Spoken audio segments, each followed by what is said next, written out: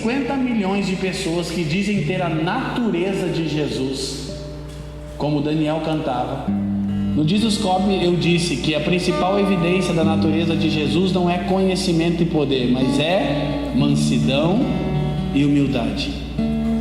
Os discípulos queriam ter conhecimento, eles perguntavam: Senhor, nos explica essa parábola. E eles também queriam demonstrar poder, eles disseram: Senhor, nos ensina a orar. Mas isso fica evidente, preste atenção, que na verdade era uma busca para si. Eles queriam deter o conhecimento e eles queriam demonstrar poder para se autopromover. Tão evidente é isso, que em Mateus capítulo 20, depois de uma campanha evangelística poderosa, eles estão discutindo entre si quem é o maior. Eles estão: quem de nós será o maior, o grande teólogo e o grande operador de sinais? Aí Jesus disse: vocês não entenderam nada ainda. Então escute, eles queriam aprender a respeito dos ensinamentos do reino de Deus para ter conhecimento, e eles queriam aprender a orar para demonstrar poder. Mas uma única vez Jesus disse assim: aprendei de mim. Como a única lição que de fato o Senhor desejava ensinar.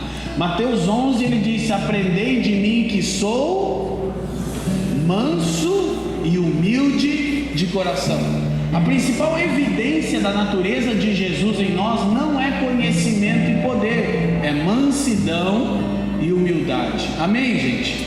Então a gente já tem falado isso aqui com vocês já há um tempo, mas eu quero trazer um pensamento, uma reflexão diante do quadro que a gente vive. Como existem 50 milhões de pessoas no Brasil que dizem ter a natureza de Jesus, e esse país nunca foi tão corrupto, desigual e caótico? É essa conta que não fecha. Como podem existir no Brasil 50 milhões de pessoas com a natureza do Cristo de Deus e o país está do jeito que está? Deixa eu te falar uma coisa: não é porque o nosso candidato preferido ganhou que a coisa foi resolvida, irmão. Agora, qual é o problema? Eu descobri a raiz do problema. A raiz do problema é que nós não estamos fundamentados no Evangelho. Por isso eu disse e eu vou repetir: nem tudo que a Bíblia ensina é o Evangelho, mas todo ensinamento bíblico é um desdobramento do Evangelho. Mas o Evangelho é uma única coisa, uma boa notícia a respeito de como fomos salvos. Agora, isso não é tudo. Então, eu comecei com Hebreus capítulo 6, por quê? Presta atenção. No livro de Hebreus, o autor de Hebreus está falando a respeito do sacerdócio de Melquisedeque. Hebreus é equivalente a Levítico. Se você olhar o Novo Testamento, você vai perceber que algumas cartas elas se equiparam a livros da primeira aliança. Hebreus é equivalente a Levítico, é o sacerdócio de Melquisedeque. Não vou entrar nesse assunto agora. Só que no capítulo 5, o autor de Hebreus queria falar àqueles irmãos a respeito do sacerdócio de Melquisedeque. Claro que eu não vou tentar ensinar isso domingo à noite, eu quero ser bem pragmático e intencional aqui.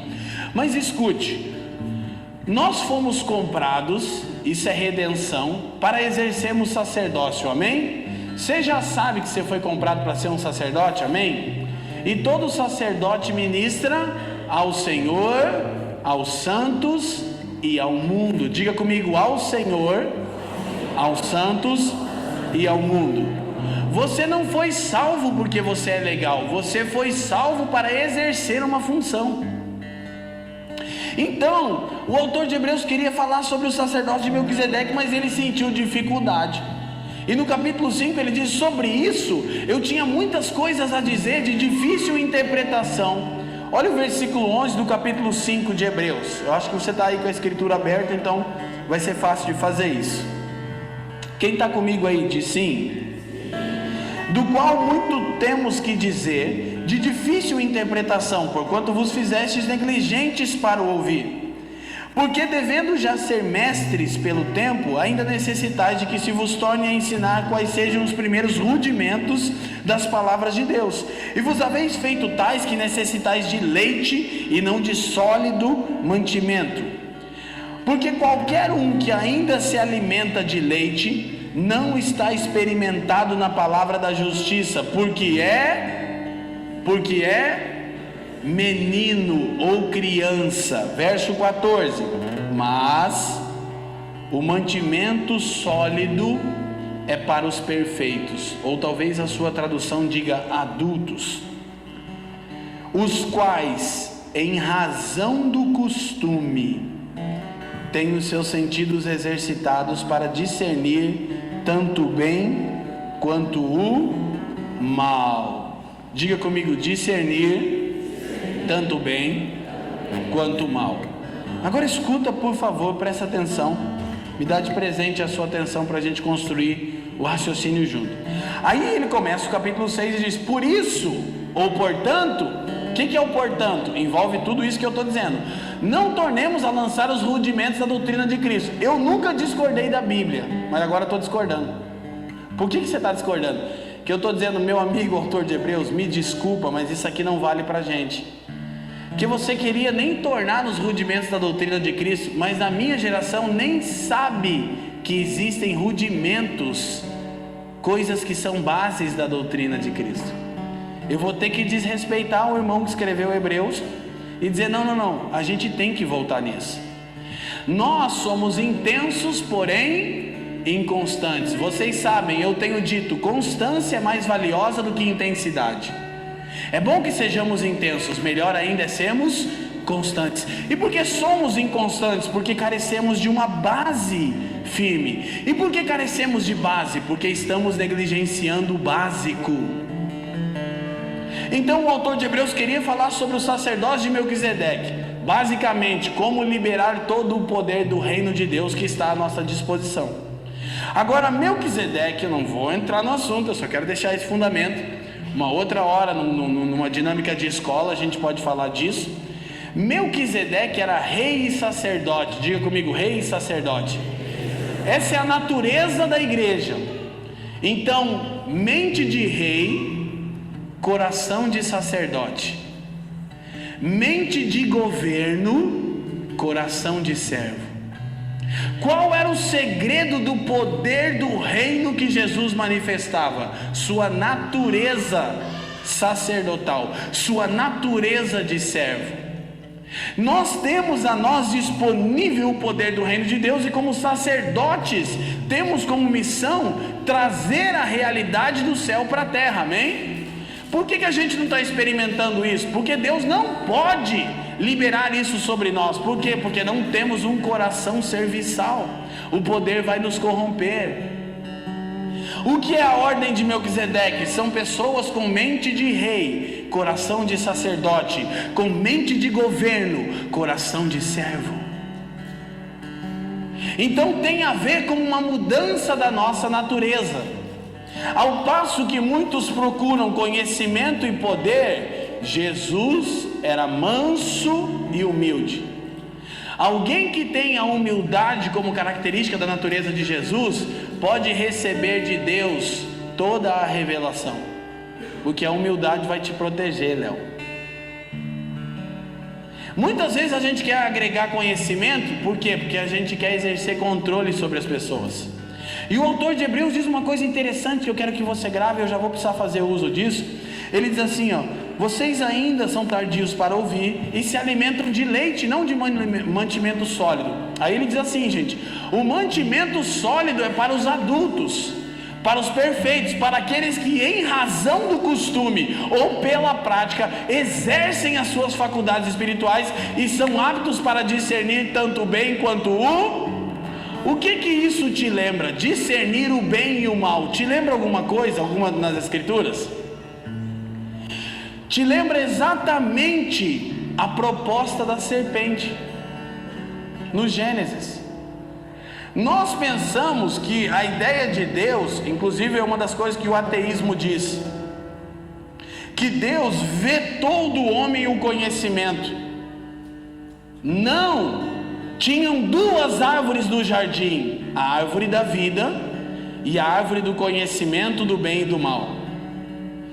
A serpente propôs ao homem Se você comer do fruto da mulher, depois para o homem, você conhece a história, você vai ser como Deus. E o que é ser como Deus nesse contexto?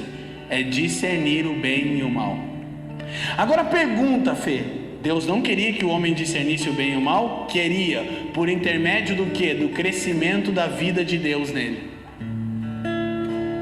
Sabe qual é o problema? É que a minha geração está comendo da árvore do conhecimento e não da árvore da vida.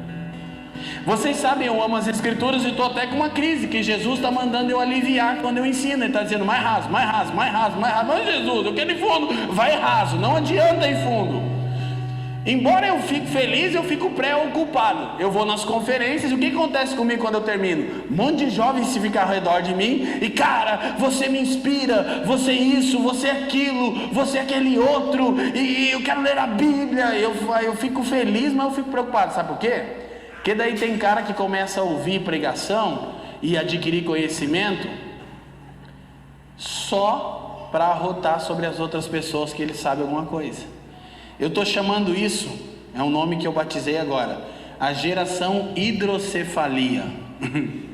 A cabeça é grande e o corpo é desse tamanho. Sabe qual foi o problema do homem? Foi querer saber o que Deus sabia, sem ter a vida de Deus. Eu estou feliz que em parte eu estou vendo a fome pela palavra crescer no Brasil, mas estou preocupado. Por quê? Porque agora eu estou vendo jovem de 16, 17, 18 anos comendo Bíblia. É bom, repito, é bom. Mas peraí, eu estou preocupado. Por quê? Porque não demonstra a natureza de Jesus. Na verdade está se ensoberbecendo. Sabe o que Jesus falou comigo um tempo atrás? A gente começou a pastorear e eu estou tentando cuidar com isso. Você chega domingo à noite, irmão, domingo à noite é a missa, aleluia, não era mesmo? Vocês me entendem, né? Aí você dá uma olhada para a galera, você fala assim, não vão entender nada do que eu quero falar.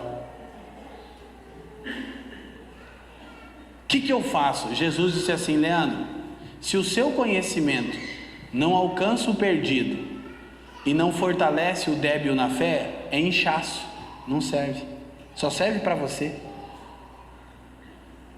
Então agora, claro que a gente vai crescer em conhecimento e até mesmo em demonstração de poder, mas por intermédio de um crescimento, olha para mim, da nossa vida interior, da vida de Deus em nós.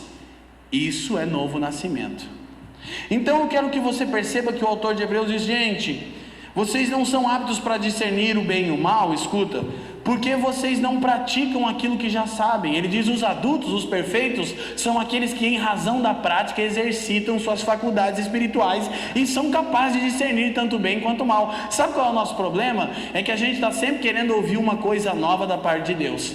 Deus, hoje nós vamos estar lá na família de Zuscope, usa Senhor, o pregador, para falar comigo uma coisa nova. E Deus diz, eu não falarei nenhuma coisa nova com você hoje, até que você esteja andando naquilo que eu disse ontem. Porque Paulo, quando escreve aos Filipenses, esse é o ponto que eu quero chegar, ele diz assim, desenvolvei a vossa salvação com temor e tremor, Filipenses 2,12. E no capítulo 3, ele diz como você cresce na sua salvação, escuta, ele diz, andando de acordo com aquilo que você já alcançou.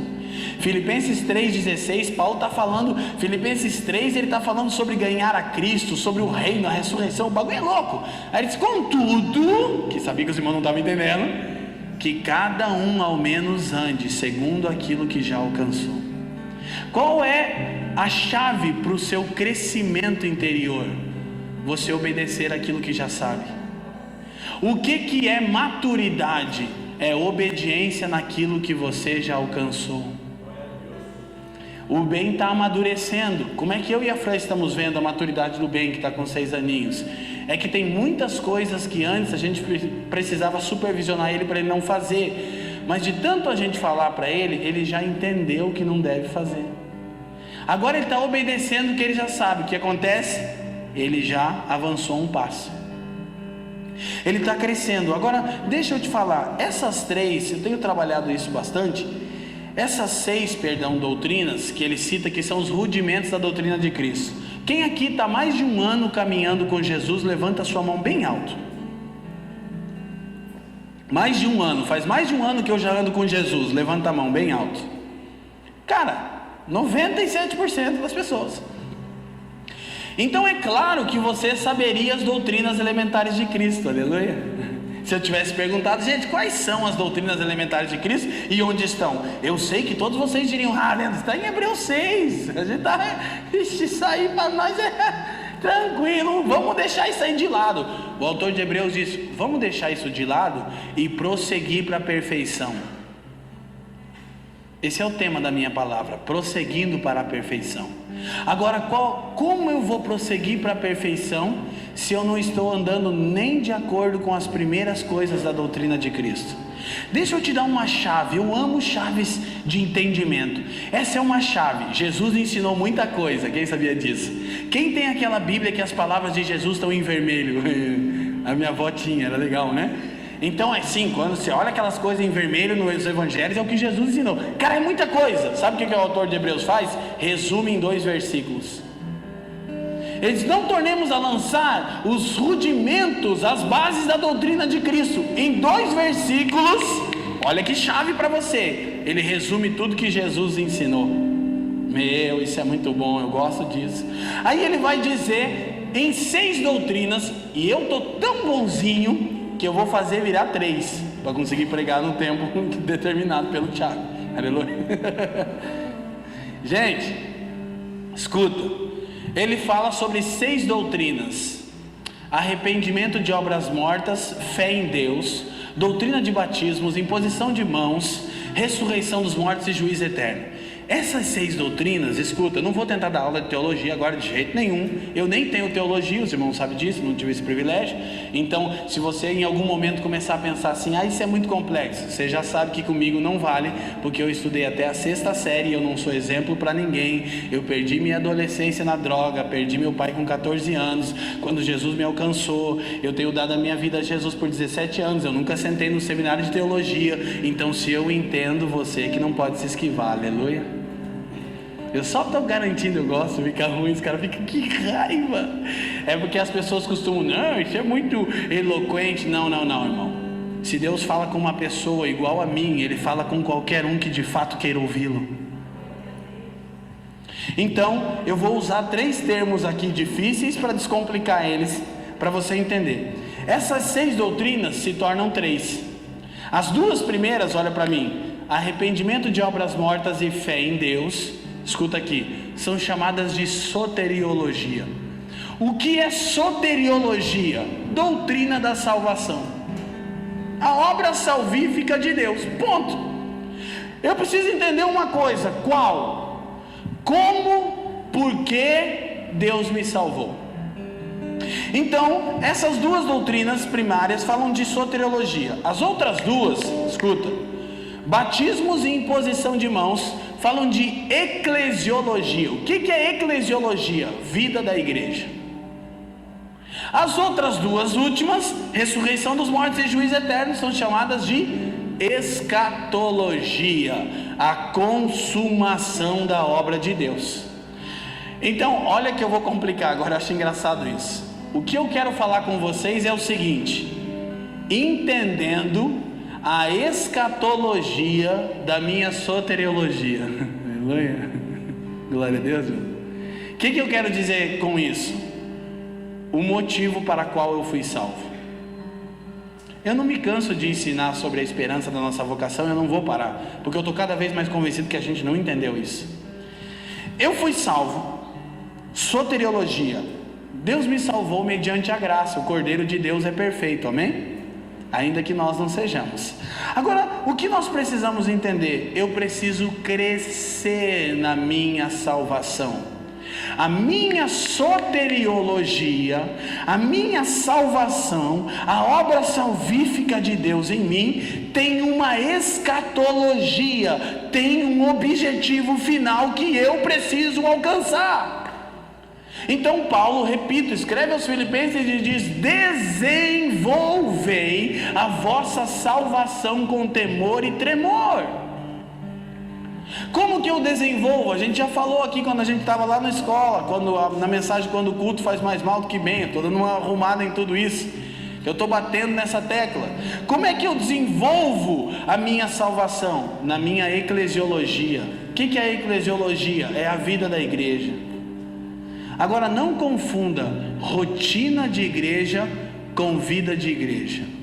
Você está vindo aqui na família de Ziscope, eu vou te falar uma coisa: a gente quer tocar na sua vida. Por quê? Porque se você só frequenta reuniões, você só tem rotina de igreja. Se ninguém toca na sua vida ainda, você não tem vida de igreja. Sabe o que costumeiramente eu ando ouvindo das pessoas no Brasil? Elas estão fugindo. Eu estou preocupado. Os irmãos sabem que eu tenho muitas preocupações, né? Mas estou querido também. Eu estou preocupado com o jeito cool de ser igreja. Eu já estava preocupado, agora estou ficando mais preocupado. Por que eu estou preocupado? Porque a gente está pensando em cada vez deixar mais confortável o evangelho e mais atraente. E aí as pessoas estão vindo para a reunião naquela expectativa assim: olha para mim, tem que ser a experiência mais incrível da sua vida. Não, irmão, vou repetir uma coisa que vocês não aguentam mais ouvir o Leandro Vieira falar: evento nenhum realizará aquilo que só o processo pode fazer. Sabe o que a gente faz aqui quando a gente se reúne? A gente se reúne para celebrar a vida de Cristo que a gente viveu durante a semana, enquanto nos misturávamos em comunhão. Vida na vida. Sabe quando você cresce? Quando alguém toca a sua vida. Quando você não está procurando rotina de igreja, quando você está procurando ter vida de igreja.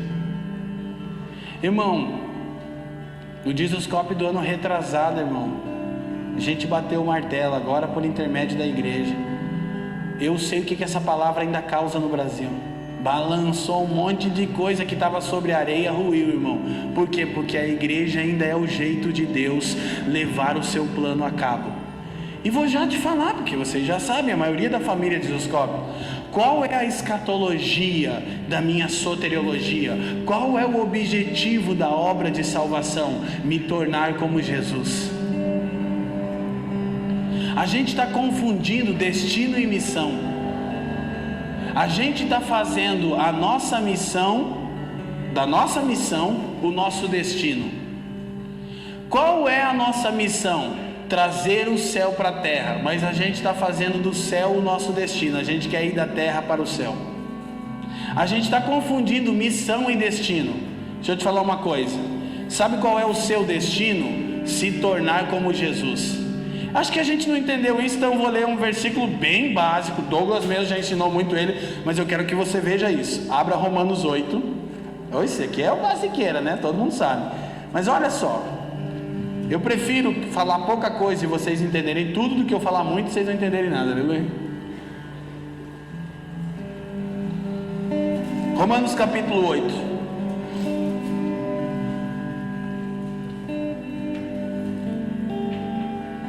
Quem encontrou, diga assim. Versículo 28. Isso aí é evangeliquez brabo, né? E sabemos que todas as coisas contribuem juntamente para o bem daqueles que amam a Deus, daqueles que são chamados segundo o seu propósito. 29. Porque os que dantes conheceu também os... Lê para mim a palavrinha. Mais uma vez, os os destinou com antecedência. Vamos ver o que é o nosso destino. Os predestinou para serem feitos conformes, leiam para mim, a imagem do seu...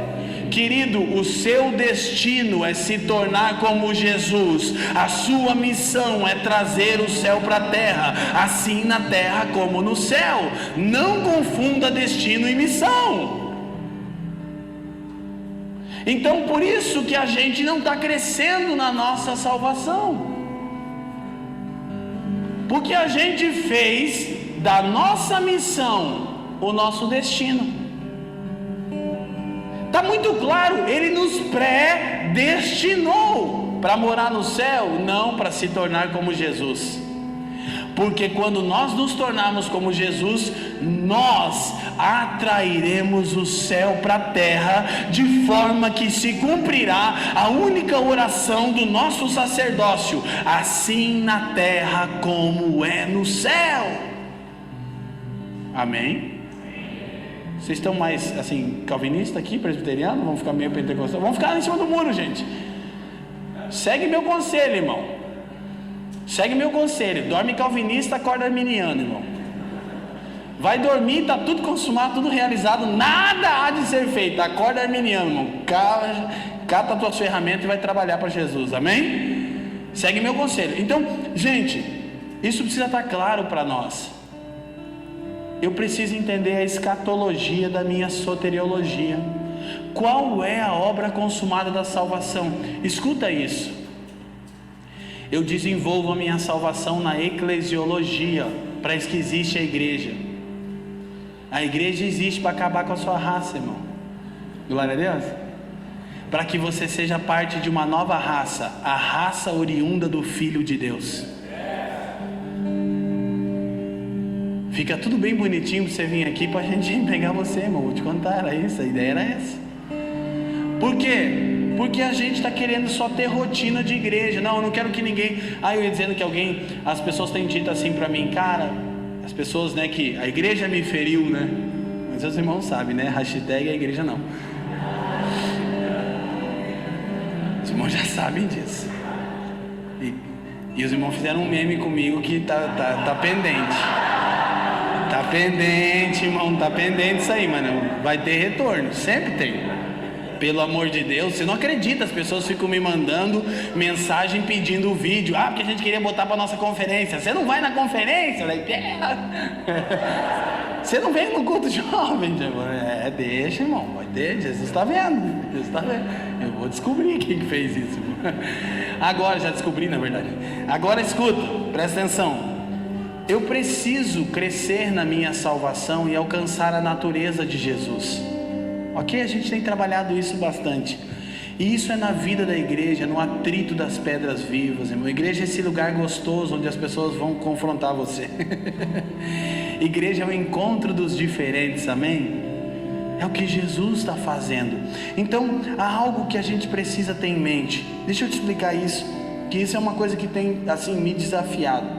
O autor de Hebreus diz que os maduros, os adultos, discernem o bem e o mal. Na história do Gênesis, você descobre que o homem quis pular o processo. Ele foi na árvore do conhecimento do bem e do mal e não na árvore da vida. Deixa eu te explicar uma coisa. Deus, obviamente, ia compartilhar com o homem a capacidade de discernir o bem e o mal. Na medida que o homem crescesse na vida de Deus, ele ia comer do fruto. O que ia acontecer? A vida de Deus ia entrar nele. E ele ia começar a desenvolver essa vida até saber o que Deus sabe. Agora, sabe o que é incrível? Isso precisa ficar muito claro para nós. A gente já disse várias vezes que a salvação é um presente e não uma recompensa, amém? A salvação é algo que você ganhou, não é algo que você fez ou faz por merecer. Graças a Deus, amém? Isso também é libertador. Agora deixa eu te explicar, a salvação é um pacote.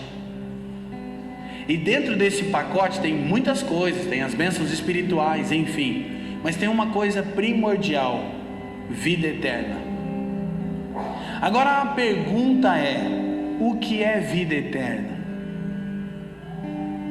Porque a gente entende que é o seguinte: olha, isso aqui é... Tomara que você esteja comigo. Os adultos discernem o bem e o mal. O homem quis fazer o processo ao contrário. Eu quero saber o que Deus sabe sem ter a vida que Deus tem. Deus nos salvou e nos deu a vida eterna. O que é a vida eterna? Vida que dura para sempre? Não. Abre sua Bíblia em João 17. Quem está me entendendo diz sim. Vocês estão felizes ainda, gente? Tudo bem? Vai precisar do ar-condicionado, que eu acho que está baixando a pressão dos irmãos meus. Vai ficando, né? O carpezinho ficou gostoso, mas esquenta, irmão. Eu quero que você entenda algo. João 17, 3. A vida eterna é esta: que te conheçam a ti, por único Deus e verdadeiro, e a Jesus Cristo, a quem enviaste. Querido, olha para mim. Vida eterna não é exatamente o que a maioria de nós pensava. O que a gente acha que é a vida eterna? Eu vou durar para sempre, vou ficar para semente. Vida eterna não é vida que dura para sempre. Sabe o que é vida eterna? Conhecer a Deus. Tem duas árvores no jardim: do conhecimento do bem e do mal, e a árvore da vida de Deus. Os maduros, os adultos, diz o autor de Hebreus, discernem o bem e o mal. Ele diz assim, aqueles que pela prática, aqueles que encarnam na sua vida a vida de Deus, e pela prática eles vão crescendo no conhecimento do bem e do mal. Sabe o que Deus queria? Olha para mim. Que Adão chegasse ao pleno conhecimento de quem ele é. Não é que Deus queria, deixa eu corrigir, Ele quer.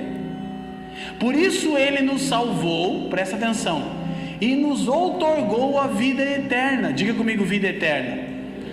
Vou repetir, a vida eterna é conhecermos a Deus, não é uma vida que dura para sempre. Olha que legal. Quanto tempo você acha que a tua vida terá de durar para você conhecer as profundezas da mente e do coração de Deus? Uma eternidade toda, irmão. Mas o lance não está em quanto tempo a vida dura, mas enquanto nós estamos conhecendo a Deus. Então crescer, Adão tinha que crescer na sua vida, assim como eu e você temos que crescer na nossa salvação. Como é que isso acontece, irmão? À medida que nós conhecemos e prosseguimos em conhecer ao Senhor. Sabe, eu cheguei a uma conclusão, que esse número de 50 milhões de evangélicos, sem dúvida nenhuma, isso aqui é fato, eu ando o Brasil inteiro, já sei disso.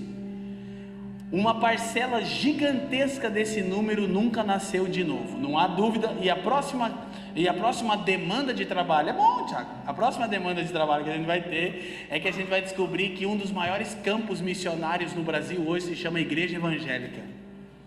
Pensa num lugar fértil para evangelizar a igreja. Por quê? Deixa eu te explicar. Vai dar tudo certo, no final vai ficar tudo bem. Escuta, olha só. Jesus disse que quando ele viesse, ele disse, quando o Filho do Homem vier, porventura achará ele fé na terra? Aí você diz, mas a fé está aumentando. Olha aí, os templos evangélicos estão abarrotados. Não, querido, a fé não está aumentando. O que está aumentando é a crença. Sabe o que é crença? A gente já disse isso.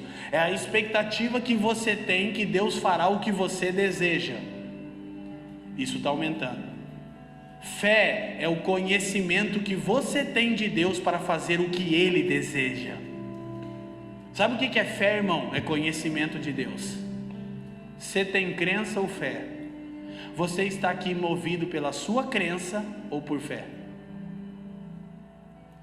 Então qual é a vida eterna? É conhecer a Deus. Agora, quanto tempo a minha vida teria de durar para que eu alcance o pleno conhecimento e as profundezas de Deus? Uma eternidade toda. E na medida que eu cresço na minha vida interior, eu vou me tornando capaz de discernir o bem e o mal, e eu deixo de ser um menino, uma criança, e de me alimentar só de leite. Eu passo a comer uma comida sólida. Eu me torno capaz de discernir a vontade de Deus em todas as coisas, como Paulo diz quando escreve aos Romanos. Agora, gente, eu tenho pensado exatamente nisso. Nós precisamos compreender que Deus tinha a proposta de o homem crescer em vida até alcançar o pleno conhecimento. A gente não pode comer só da árvore do conhecimento, irmão. A gente tem que comer da árvore da vida, irmão. Amém, gente? Deixa eu te encorajar nessa noite. Se você já nasceu de novo, você precisa desenvolver a sua salvação. Você precisa alcançar a escatologia da sua soteriologia, o objetivo da sua salvação. Como? Na eclesiologia, na vida da igreja. À medida em que as relações, à medida que nós nos esvaziamos para servir uns aos outros, a natureza de Jesus vai sendo construída em nós. Então isso não é uma mensagem que a gente deve pregar ela uma vez e ponto final. Essa é uma das principais pautas dos céus. Eu confesso para vocês, eu já tenho falado isso para vocês. Eu estava até meio assim, nossa, vou de novo nisso? Aí eu cheguei aqui, o Daniel, coloca o caráter de Jesus em mim. Falei, meu Deus, não tem jeito. Uma mansidão e humildade de novo, Jesus. E sabe que eu estou com medo de pregar essas coisas, que eu já falei para vocês, né? A mensagem que você prega, te prega, né, irmão? Você sempre é provado naquilo que você está falando, irmão. E é isso que o Pai está fazendo. Ele está nos chamando para crescermos na nossa salvação. Ele está nos chamando para desenvolvermos o nosso homem interior, para entendermos a escatologia da nossa soteriologia. Agora, como eu estou muito querido e amoroso, eu quero terminar enfatizando algo. Primeira coisa, abre rapidamente, a gente vai abrir 3 versículos rápidos. Atos capítulo 20, verso 24. A gente terminou a série O Evangelho Completo lá em Curitiba, falamos sobre isso, até gravei um videozinho com Douglas, mas bem resumidinho. Atos 20, 24.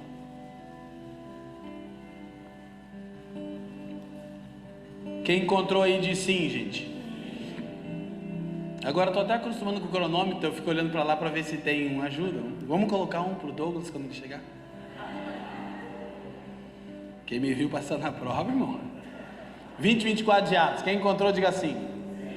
Mas de nada faço questão, nem tenho a minha vida por preciosa, contanto que cumpra com alegria a minha carreira, o ministério que recebi do Senhor Jesus, de dar testemunho do Evangelho da... Diga comigo, Evangelho da graça de Deus. Deixa eu te falar bem rápido o que a gente já falou numa outra ocasião. O Evangelho tem capítulos. O primeiro capítulo do Evangelho, o Evangelho da graça de Deus. O que é isso? A obra salvífica de Deus é mediante a graça. A salvação é um presente, não uma recompensa. O Evangelho é uma boa notícia, não um bom conselho. O Evangelho é uma boa notícia sobre como Deus nos salvou, e não um bom conselho sobre como nós podemos merecer a nossa salvação. Amém, gente? E o primeiro capítulo do Evangelho era o ministério de Paulo, o Evangelho da graça de Deus. A gente falou aqui na inauguração, falei na conferência de Zuscópio, eu não vou voltar nesse ponto, mas eu vou mostrar uma outra perspectiva. O que o Evangelho da graça faz conosco? Restaura a nossa condição. Qual é a nossa condição original? Filhos. De novo a gente cantava com o Dani. Paulo diz, porque nós recebemos o Espírito de adoção, 4:7 de Gálatas, pelo qual clamamos. Sabe o que o Evangelho da graça fez com você? Você tinha que ficar feliz com isso. Restaurou sua condição, você se tornou filho de Deus de novo.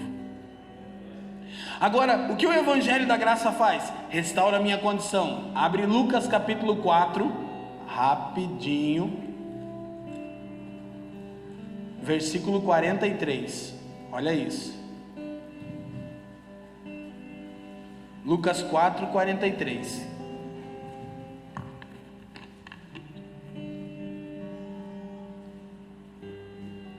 Ele, porém, lhes disse, Jesus falando, também é necessário que eu anuncie a outras cidades leiam para mim, gente.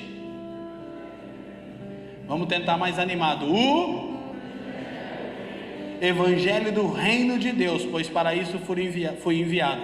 Segundo capítulo do Evangelho, Evangelho do reino de Deus. Escuta aqui, o Evangelho da graça restaura a nossa condição, nos faz filhos. O Evangelho do reino devolve a nossa posição, estamos assentados com Cristo nos lugares celestiais.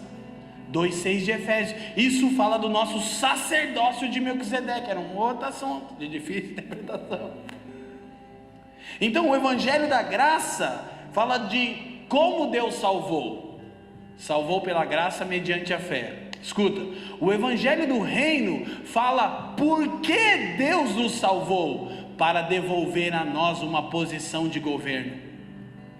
O Salmo 8 diz: quem é o homem para que dele te lembres, e o filho do homem para que o visites? Pouco menor do que os anjos o fizestes, e de glória e de honra o coroastes, e deste-lhe domínio sobre a obra das suas mãos. Isso é o evangelho do reino, é Deus devolvendo aqueles que foram alcançados pela graça, tiveram sua condição mudada, se tornaram de novo filhos de Deus, e agora têm poder e autoridade para reinar. Porque o pecado, ele trouxe a orfandade, nos roubou a filiação. As outras consequências da queda nos roubou a capacidade de exercer domínio. Gênesis 3, nós passamos a ser dominados por todas as coisas e não dominar. Então escuta, o evangelho da graça, como Deus salvou? Pela graça mediante a fé, 2:9 de Efésios. O evangelho do reino, por que Deus salvou? Para devolver o homem o sacerdócio que ele tinha desde o Éden diante do homem, e exercer governo e domínio, para trazer a realidade do céu para a terra, com uma mente de rei e um coração de sacerdote, uma mente de governo e um coração de servo. Agora, Apocalipse 14. E aí depois disso aqui a gente chega na nossa conclusão.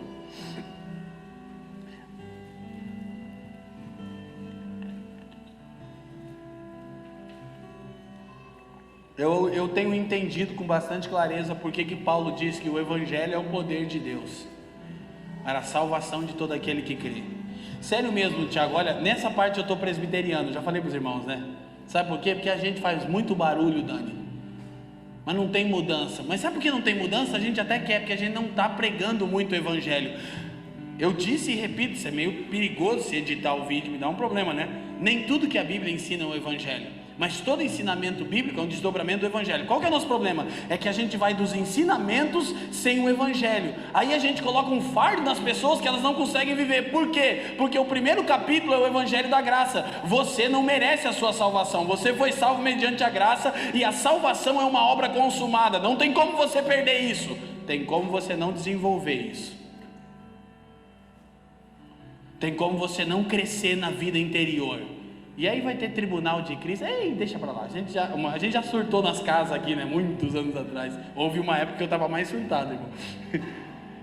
Agora escuta, 14:6 de Apocalipse. Quem encontrou diz sim: e vi outro anjo voar pelo meio do céu, e tinha o evangelho, leiam para mim, evangelho eterno, para proclamar aos que habitam sobre a terra, a toda nação, tribo, língua e povo. Olha para mim, o evangelho tem 3 capítulos. O evangelho da graça, como Deus salvou, pela graça mediante a fé.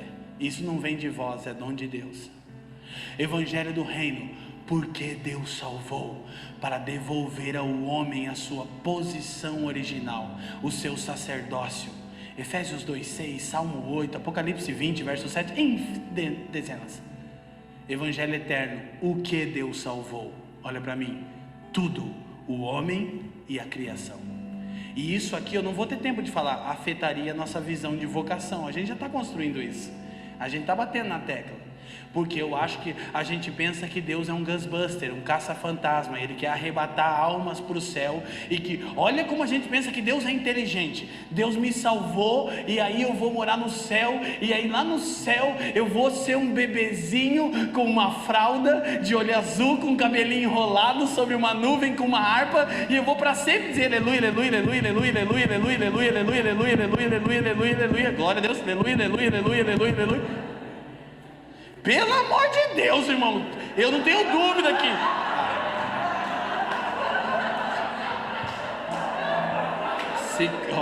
se vazar na internet, Pedro. Os caras soltaram um meme meu aí, Dani, brincadeira. Eu tava empolgado ensinando ali, né, irmão? Baixou um pentecostal em mim na hora. Já ficou engraçado, né?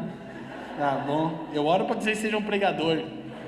Sabe o que é o problema? É que seus amigos, eles param para ouvir suas mensagens. Não é porque eles querem ser edificados, eles querem te zoar.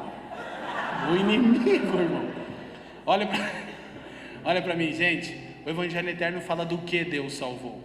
Ó, bem didático mesmo, que depois vocês falam pro Douglas que foi legal a minha pregação, tá bom? Não me convida mais. Fala comigo assim: o Evangelho da Graça. Como Deus salvou? Pela graça, mediante a fé. A minha salvação é um presente, não uma recompensa. É algo que eu recebi e não algo que eu mereço. O Evangelho do Reino. Por que Deus salvou? Para me devolver a minha posição original. Eu sou um sacerdote da ordem de Melquisedeque. Eu tenho mente de rei, coração de sacerdote, mente de governo, coração de servo. O Evangelho eterno. O que Deus salvou? O homem e toda a criação. Logo, a minha missão não é apenas arrebatar almas para o céu, mas é servir na restauração de todas as coisas. Amém? Isso é o Evangelho. Bendito é o nome de Jesus.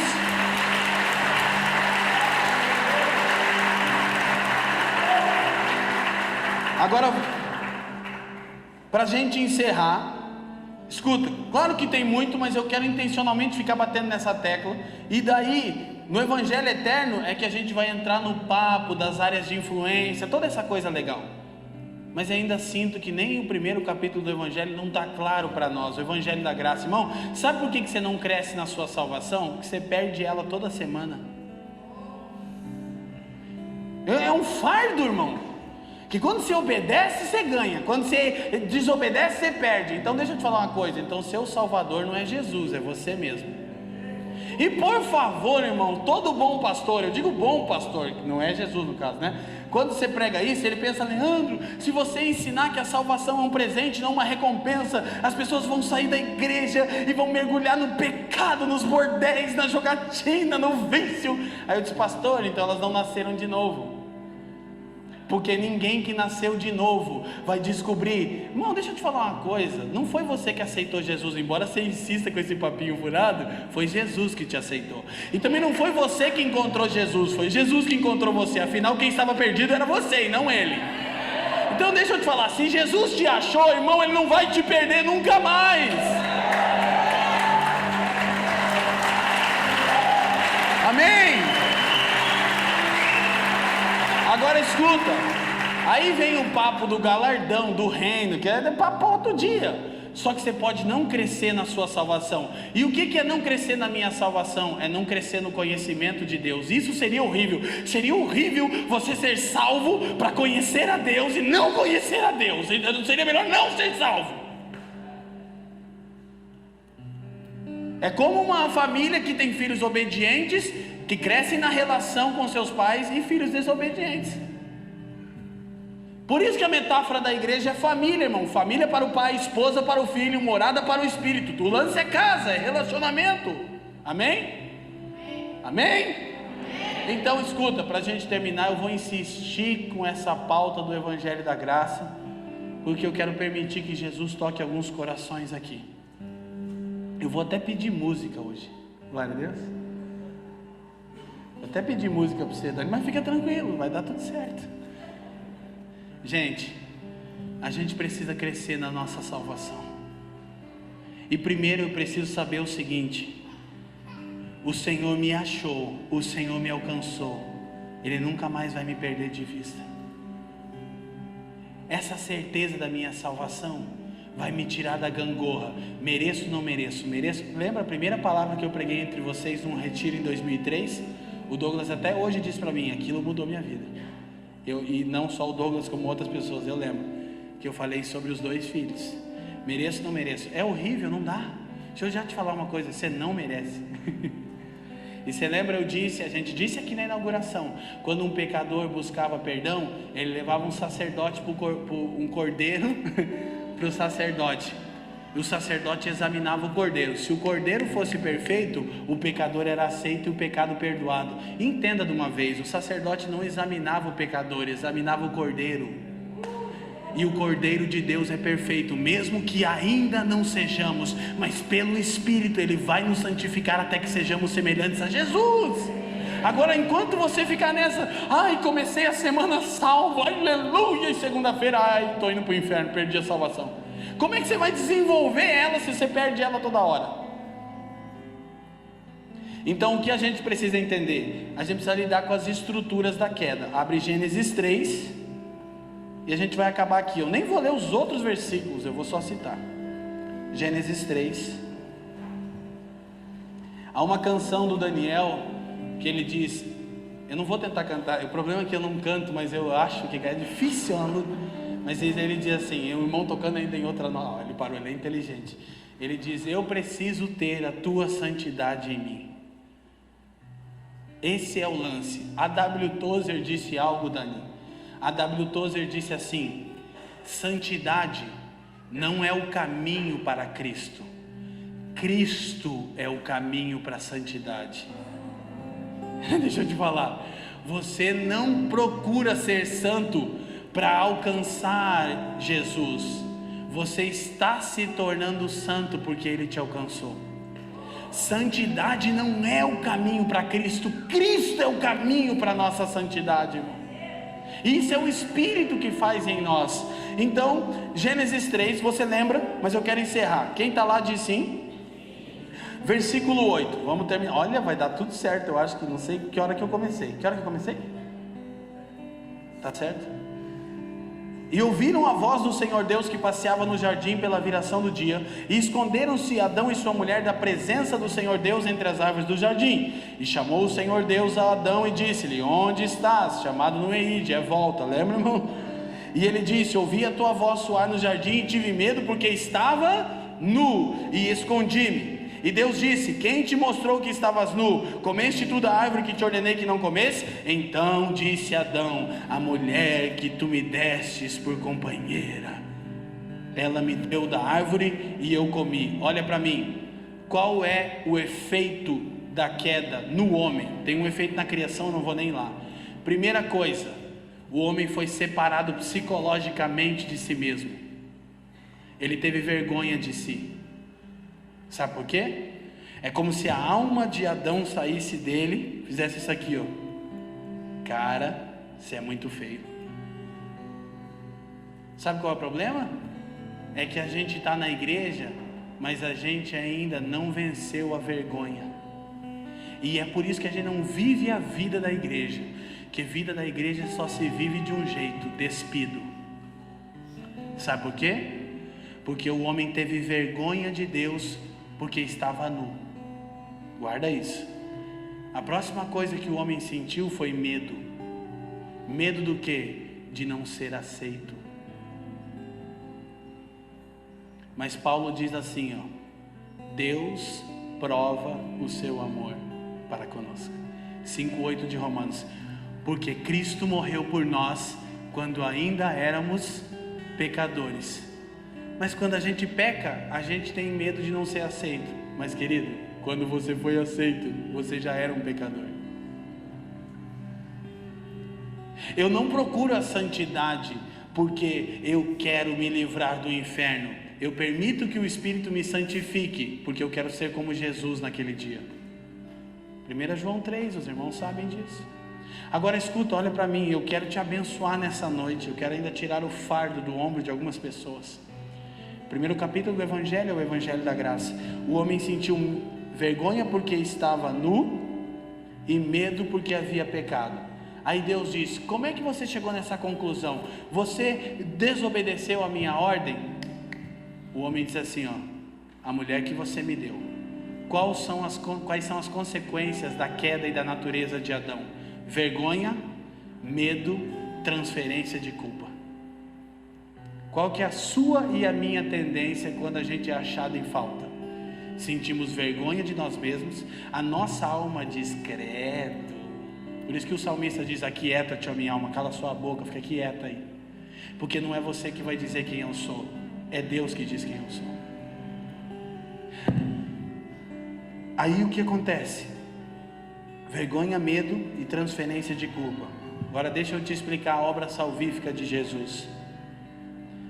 Sabe aquela imagem? Fecha os seus olhos aí, rapidinho, não acabou a mensagem. Fecha, todo mundo. Fecha os olhos. Traga na sua mente a imagem de Jesus crucificado agora. No Gólgota, a cruz, os dois ladrões aos lados. Visualiza Jesus na cruz agora. Pronto, abre os olhos, olha para mim. O que a maioria de vocês viu? Vocês viram Jesus crucificado, ensanguentado, com a coroa de espinhos. Eu não sei qual detalhe que você focou, mas uma coisa a maioria de nós viu. Vimos ele envolto num pano branco. Tradição. Sabe o que sua Bíblia diz em Marcos 15, 24? Que a profecia do salmista se cumpriu. Eles despiram Jesus e lançaram sorte sobre as suas vestes. Sabe o que a maioria dos crentes não entendeu? É que Jesus se apresentou ao Pai nu e por 3 horas ficou pregado.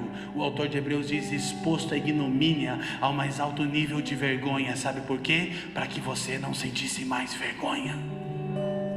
Tenta imaginar, irmão, é até chato o que eu vou dizer. Imagina que você estivesse agora nu, pelado, sem nenhuma roupa. Sabe a primeira coisa que você ia fazer? Sabe o que Jesus não podia fazer?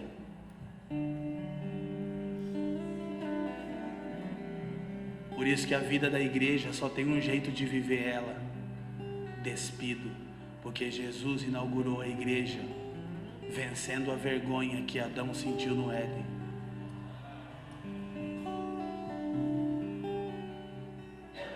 Você vai precisar disso no seu dia a dia, irmão.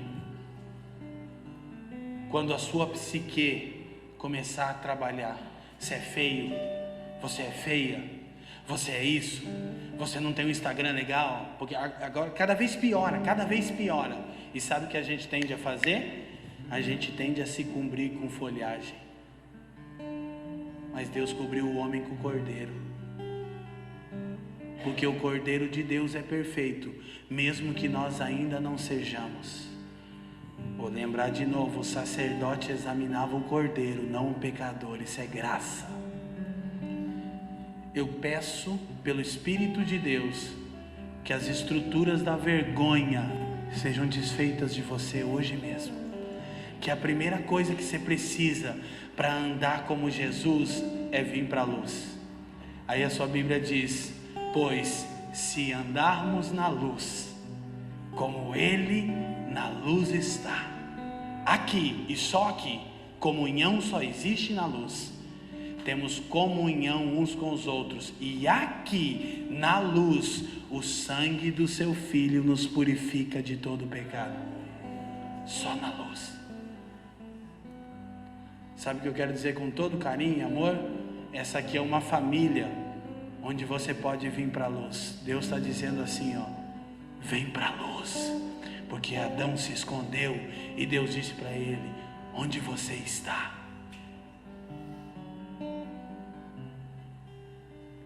Jesus ficou 3h30 nu,